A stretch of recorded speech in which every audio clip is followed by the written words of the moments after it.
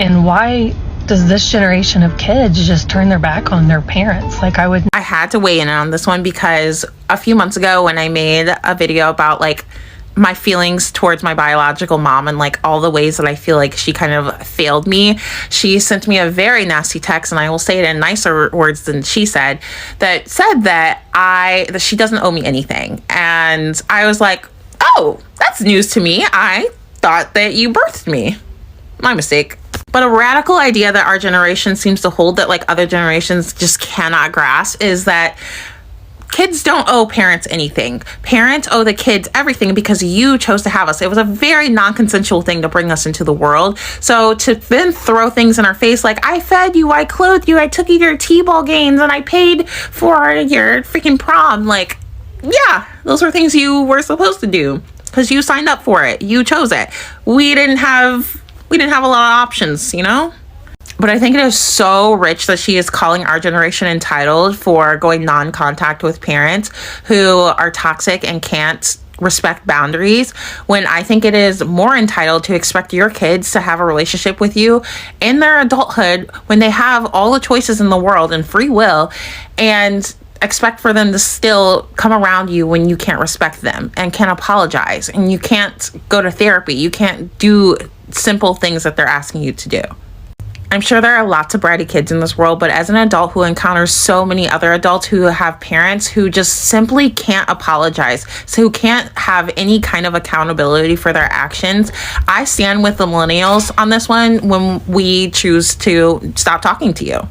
As a mom myself, I have seen firsthand how difficult it is to be a parent and how I'm making so many mistakes, and that one day I'm just going to hope and pray that they're going to forgive me for these mistakes, because I think that they have every right to go non-contact if I cannot uphold what I'm supposed to be doing as a parent, which is loving them, protecting them, and listening to them, because they are still humans. Yes, I birthed them, but they don't owe me anything. They are human and they have free will and they can make their own decisions. When that day comes, when they're an adult and they can decide if they want to continue having a relationship with me, because that is their right, I hope that I am worthy of having a relationship with them still, because I know that they can choose not to. And that does scare me. And I understand how that's like hurtful for parents, like when you are putting so much work and you feel like you're doing your best, but you have to be willing to listen to them, because it's as simple as listening and saying sorry for a lot of kids. But you guys can't seem to do that. Also, just a thought for this woman: if you're in the baby boomer generation and you have multiple friends whose kids have gone non-contact with them as adults, maybe you are the common denominator. I mean, just a thought. Crazy thoughts. When you go no contact with members of your family and they say, oh, you only have one mom, you only have one sibling, you only have one whoever, it's never like, oh, they only had one you and they messed that up. Because I assure you, 9 times out of 10, no one's going no contact for no reason. And it's always show them grace. It's never they should have treated you better when they had the chance. I think we're all forgetting that these people that are being left behind in the wind have done something to deserve it. Like, yes, you only get one mom, unless you have 2 moms.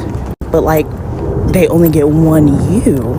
And more than likely, you've given them, or like they've given their family members chance after chance to change, to like show that they've changed. And like, they just haven't done the work to deserve having a relationship. And no, it's not like, oh, we don't understand, like, you don't understand our dynamic. No, like, we do, and you are the villain, actually. Like, people need to start realizing that it is a privilege to F with you.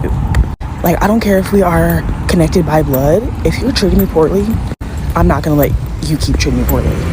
And coming from someone who is a no contact pretty much with like a few people, it was not a light decision. I did not make that decision lightly. And if one of your family members has gone no contact and you have been included, I'm not even gonna say it, but you know.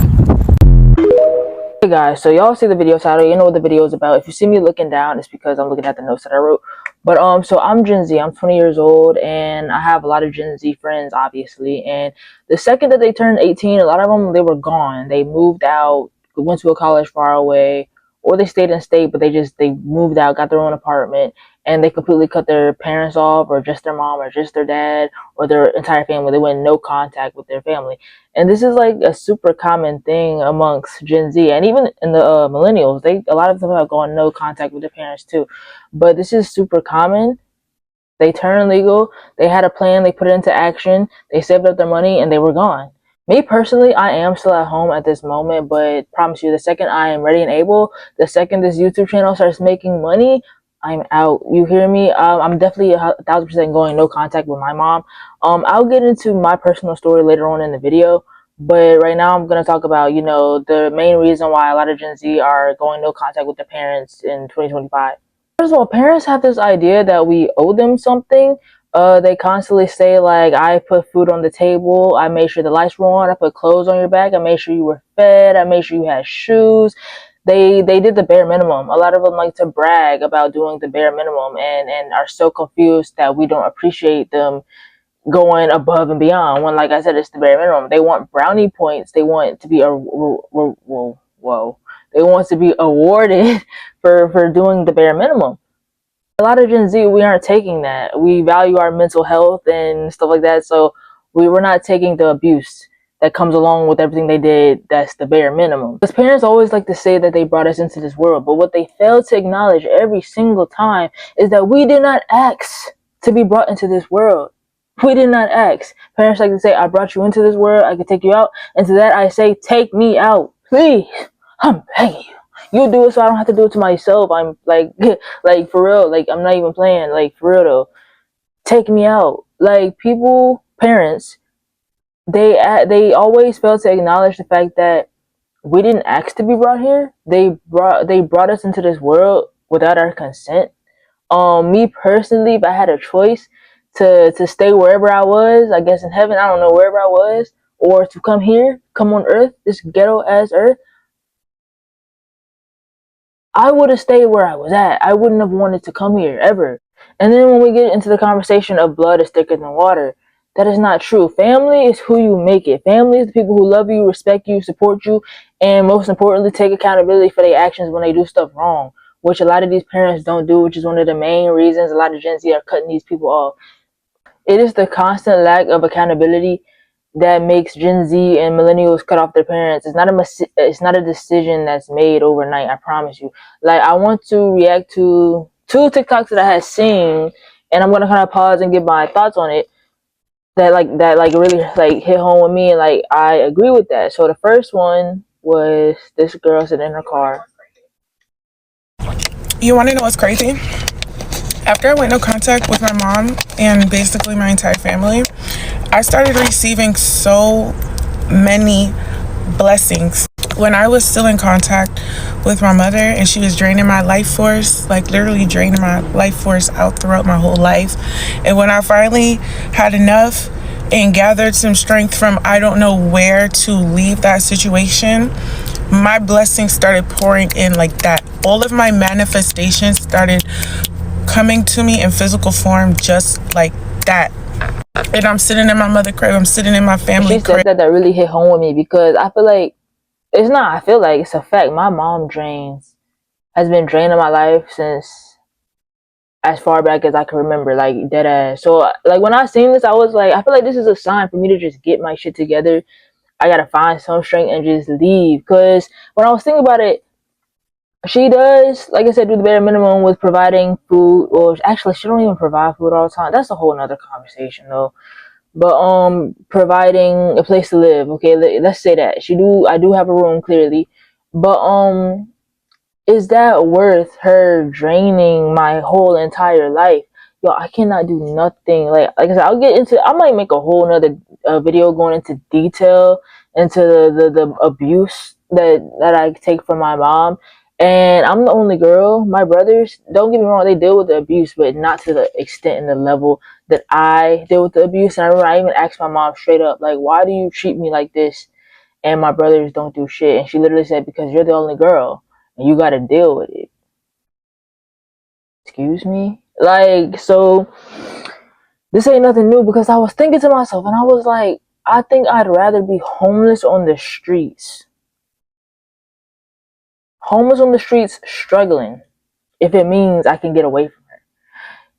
If it means I don't have to deal with being drained. I feel like homeless on the streets, I would probably be happier than I am right now in the house with her.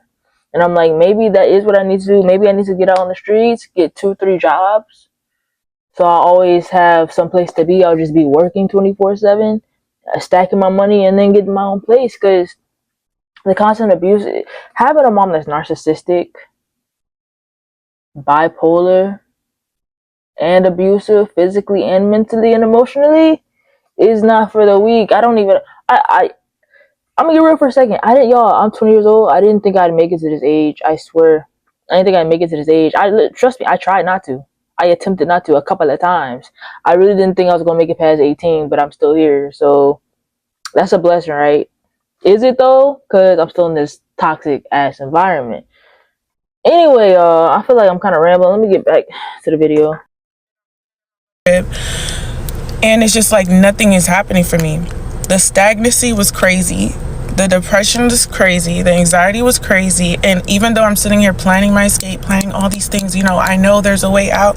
I could not execute it while I was there. Like, when people say you cannot heal where you was hurt at, that shit is so real. Because I'm the most stubborn person on planet Earth. Nobody can tell me I can't do something somewhere.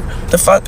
I was like, you know what? I'm gonna make the best of this situation. I know it's toxic. I know what I'm facing, but I can still do it while I'm here. No. I literally had to physically leave with nothing but my sanity, because I had to tell myself, you know what, when it comes down to it, what's really important? Like, I need to keep my mind. I can't lose my mind. I could lose everything else I have. I don't give a fuck. And I can relate to that too, y'all. So what I was saying, like what she said, you can't heal where you hurt at. I needed to hear that, because I'm like, I keep saying, oh, if I do this, if I do that, and I talk to my friends, and like, yo, they're like, do you just make the best of it? If you do this, you just gotta stick in the situation. But that cannot happen. How can I possibly make progress in the situation I'm in if I'm still in the situation? You know what I'm saying? I can't. It's like, even when I do make a little bit of progress, because I'm still in this environment where all the abuse and toxicity happens, I just get pushed back. 1 step forward, 5 steps backward. 2 steps forward, 7 steps backward. It's like I cannot make any progress. I can't do anything. And I feel so stuck. Like she said, the depression, the anxiety, yo, it's bad. Like, my anxiety gets so bad from just being in this house. I mean, I'm talking about throwing up, can't eat, can't walk. I'm sick to the stomach, sick in bed. Mom's talking about, what's wrong with you?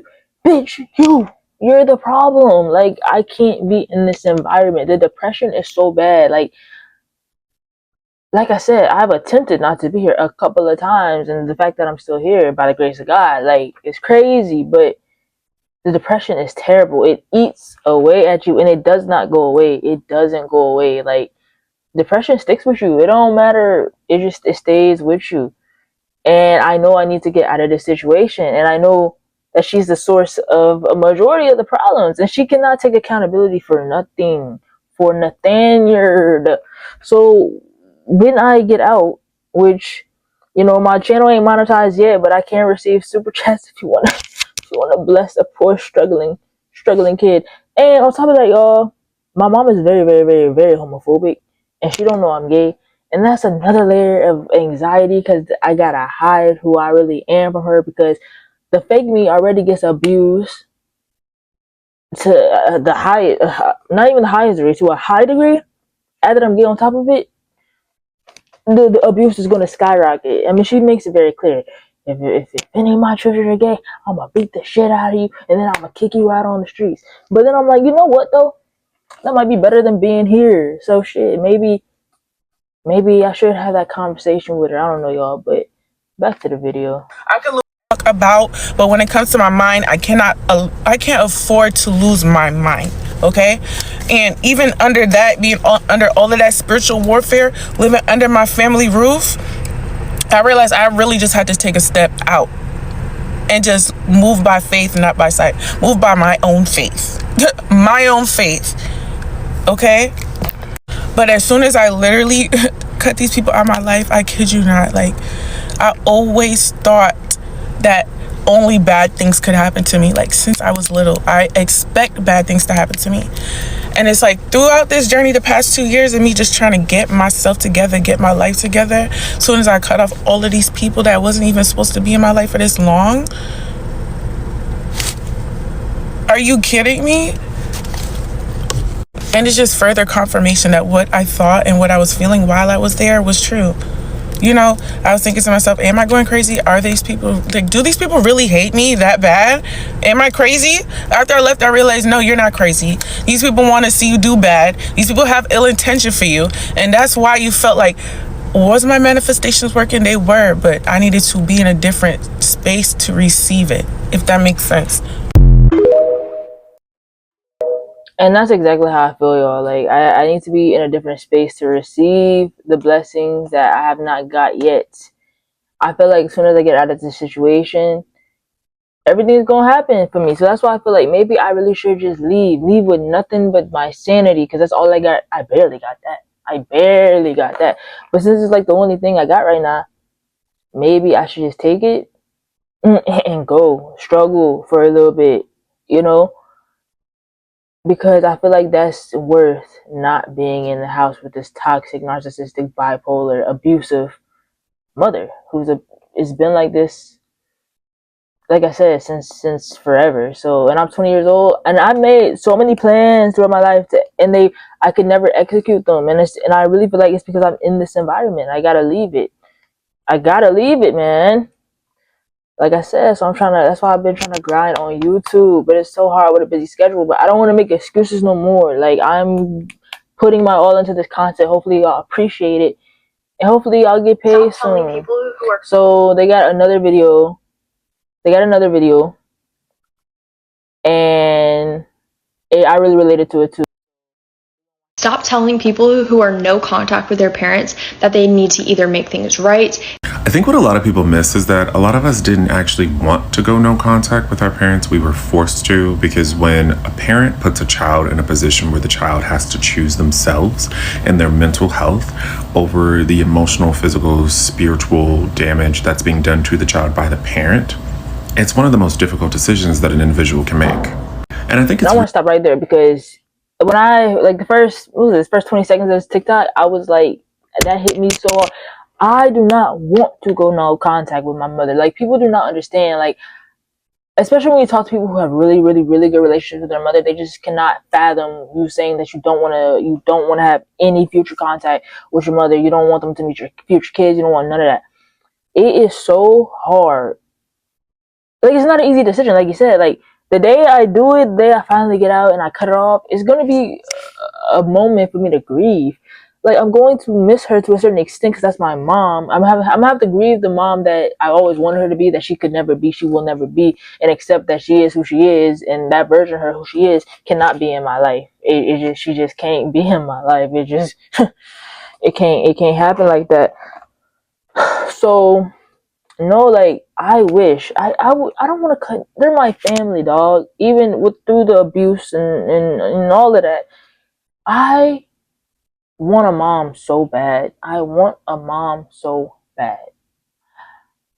a good relationship with my mom. I wish my mom was my best friend, like a lot of my friends, but it just didn't happen like that for me.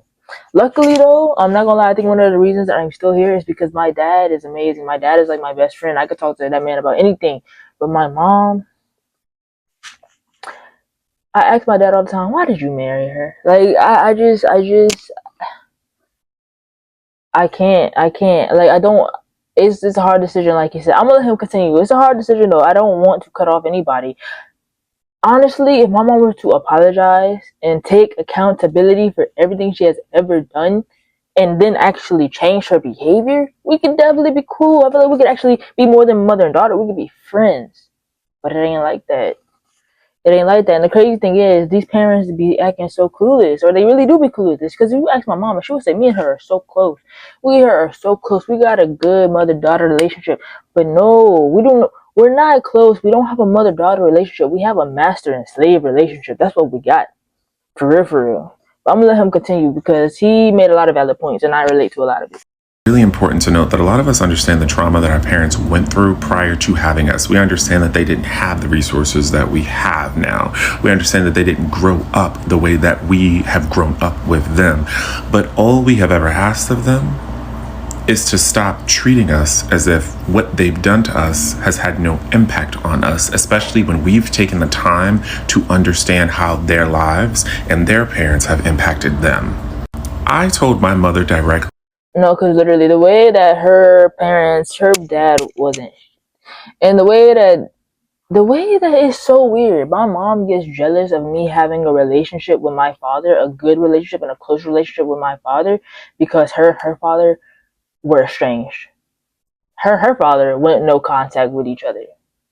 So she went no contact with her father. My father is an amazing man, like I mentioned. That's my dog. We are very close, very close. She cannot stand that. And it affects me because I try to spend time with my father and I get yelled at, I get ridiculed. Are you serious? You should be happy that the man you married and had kids with is a good fucking father, but instead you punish me. That I would rather be homeless on the street with nothing and have a healthy relationship with her than have her speak to me and treat me the way that she has. And it still didn't click for her. I went through some of the worst losses in my life, and she mocked the entire situation. So for me, when a parent kicks a child when they're at the low points that I have faced, you forced me to go no contact with you, because at that point, contact with you is causing me physical harm. A lot of people don't understand. Contact with me is causing me physical harm, mental harm. I mean, when you have to ask yourself, be out on the streets with nothing and be happy, or be in a big house, because my house is, I mean, I'm not bragging, but you know what I'm trying to say, or be in a big house with things provided for me for free, but be so depressed that you don't even want to live anymore. When it gets to that point, I think you have to take action. But it's hard to take action when you don't have any money. And it really does come down to that. You can let's let him continue.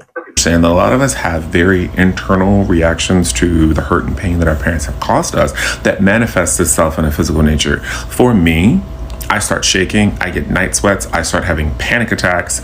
It affects me to the point where I can't even mentally focus. And this has shown up in a plethora of my relationships. For me, it makes me physically sick. Like I said earlier, throwing up, it's bad. My parents, specifically my mother and my father. Well, yeah, those are my parents. I mean, I don't claim them. Anyway, what I'm saying is people have to push a lot of us to the point of no contact, because a lot of us want those very relationships that you guys are telling us that we need. That's your mom, that's your dad, that's your husband, that's your sister, that's your auntie, that's your uncle. Okay, and who am I? Who am I? Do I not matter in this equation? Because if I'm not going to matter to you, them, I do make it always seem like the kids in the equation, they just don't matter. They just don't matter. It's not about you. You are the kid. It's about the parent. I have to matter to myself. Like, I can't just continue to put everyone ahead of me. And that's why a lot of us have chosen to go no contact. And there are plenty of us that are not going to come back for the inheritance because we never needed your money. We wanted your love, respect, kindness, protection, care. That's what we wanted. And I'm not saying that money doesn't matter, because it does, but what mattered more was love and respect for my parents, not what they gave me. And I've been an empath and a people pleaser, so if I had to cut somebody off, I had to be pushed there, because doormats put up with everything. Exactly. And I was pushed there. I am pushed there. It doesn't make any sense. Now, I don't understand why some parents act so surprised when their kids go no contact, knowing damn well you treated that kid like a servant more than you treated them like a child. Now, don't get me wrong, there's some amazing parents out there, but then there's a select group of parents that traumatize their kids, that never allowed their kids to speak, never created a safe space, and to be honest, you're one of the reasons why your child deals with so many different issues like anxiety, because you stressed that kid out. That kid never was allowed to be a kid because you forced them to grow up fast. Now, a lot of parents are going to say, I was young, I tried my best, I did everything I could. That still doesn't mean that you ever had the conversation where you apologize for all the wrongs that you did to your child.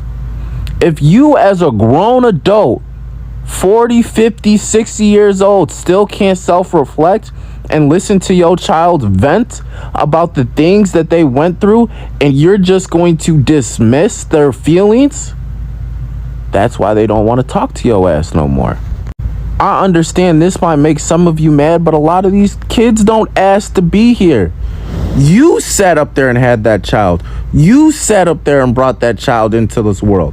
Now, if you did it in an irresponsible way and or you had a child before you was ready, are you going to put that onto the kid? Or are you going to take responsibility for your actions? At the end of the day, a lot of kids would love to love their parents and have that relationship. But a lot of adults act like fucking kids. With Mother's Day coming up, I just want to let y'all know the people that don't speak to their mothers anymore, we're okay. When you meet someone that went no contact with their mama, please don't try to push them to go speak to their mama again. And please don't try to make them feel guilty by telling them you only have one mama. You don't have their mama. We don't just go no contact with our mama overnight. And I think a lot of people think, oh, if your mom provided for you, then that makes her a good mom. No, because providing for your kids and raising your kids are two different things. You have a lot of moms who will provide things for you growing up and then throw it in your face later on. Whole time they're emotionally and mentally abusing you.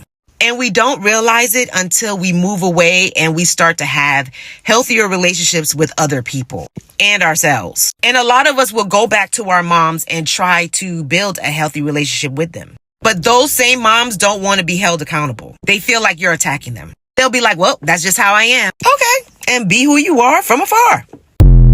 I just watched a video that said, once a child has become an adult, parents no longer get to be the parent that they want to be to their child. They must be the parent that their child wants them to be to them. So let's talk about it. Most children are going no contact with their parents today for the simple fact that a lot of parents to gaslight their children into forgetting about how they were treated as a child. The podcast I just watched just said what was a regular Tuesday for you ended up being a day that I can never forget as a young adult. And it's the same day that I got to go to a therapist and speak about just to heal from. So what wasn't big to you because that was normal in your parenting routine became a trauma for me that I have to heal from as old. So simply put in my words, in today's time, the relationship has gone no contact. It's just a climax to a story of a narrative that parents created. Because again, remember, for some children, you were never allowed to speak up and to hold adults accountable for the things that they did wrong because that was deemed disrespectful. So you grew up to navigate through life being walked over, being mistreated, and being abused. Because those are the same patterns and the same things that were happening to you as a child. Just by people who had no accountability.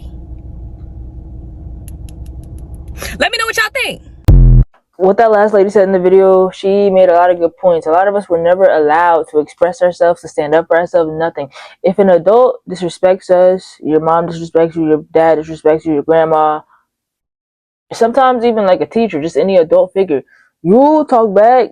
Well, it's not even called talking back. It's called responding or standing up for yourself. It gets labeled as disrespectful and talking back. And talk about me personally, I don't know if y'all parents did this to you, but then your mom would come with the belt and then beat the hell out you. Like, what do you think that does to a kid? They learn to keep their mouth shut even when they know wrong is being done. They will not. Like, I know I would never come to my mom for. I've been through a lot of stuff. I've even been through SA. And I'll never tell my mom. You know why? I just don't feel comfortable. I'm just not comfortable. And I know a lot of people say, you know, like how boys grow up, like they're not allowed to cry. They're not allowed to. I grew up like that. I was never allowed to cry, show emotion. When I cried or showed emotion, I got my ass beat.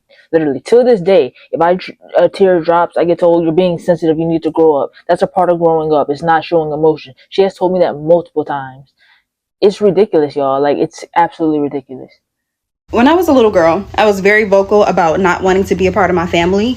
And I would say things like, when I grow up, I'm going to move far away where nobody could find me. Or if I get married and have kids, nobody's going to know until like a decade later. My favorite movie was Annie. I wish I could be like adopted by a millionaire. And surely enough, I made a plan for myself. Like 8, 9 years old, I had a plan for when I was legal to get the fuck on. By the time I turned 18, 19 years old, my plan didn't play out, but I surely got the fuck on. And people were surprised. Which is confusing because how can you be surprised when I was very vocal about not wanting to be a part of this family since I was a little girl? So if you have a family member or a child that you know that's talking like this, they might be serious and you might need to be a better person. I went no contact with my mother, and here's what no one tells you about that experience. Everyone said she was absolutely lovely. Behind closed doors, she chipped away at me slowly, with silence, guilt, control. I was always the problem. If I cried, I was dramatic. If I spoke up, I was disrespectful. I didn't grow up feeling safe. I grew up afraid of setting her off at any possible moment. When I went no contact, it wasn't easy. It wasn't a middle finger moment. It was grief. It was grieving the mother that I always wanted her to be, and actually accepting the one that she actually really truly was. If you're questioning your own story right now, I see you. You are not ungrateful. You are waking up. Follow along and join our community if you are healing from what no one else saw. So I think the main moral of the story is that most Gen Z and millennials are cutting off their parents because we actually value our mental health, and we're not going to stay weak and stay in a position where we're constantly taking abuse, and we're not just going to deal with it. Instead, we're going to make a change and remove the problem from our life. And, it's sad, but I feel like you got to do what you got to do. Like I said, that's what I plan on doing when I finally get this YouTube to start making some money. I'm out of here and I'm going no contact. Let me know if you liked the video. Deuces.